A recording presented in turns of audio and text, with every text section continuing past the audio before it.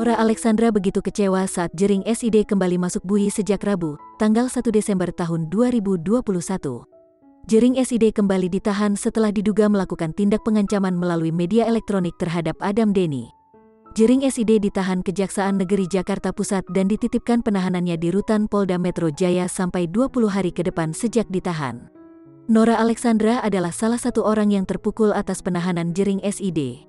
Nora bahkan merasa tidak bahagia setelah Jering SID kembali ditahan terkait kasus dugaan pengancaman Adam Denny.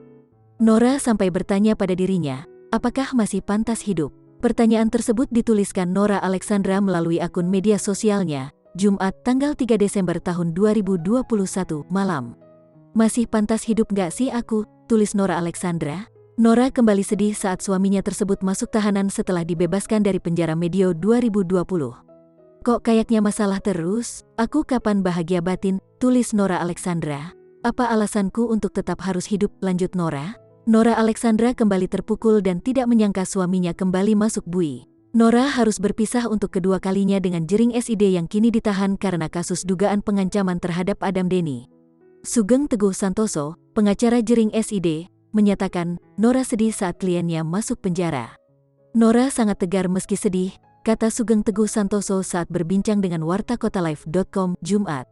Jering dan Nora itu perasaannya saling terikat, tapi Nora tidak berbuat banyak saat suaminya ditahan, lanjutnya. Nora Alexandra tetap memberi dukungan untuk suaminya yang bernama asli Igede Ari Astina itu.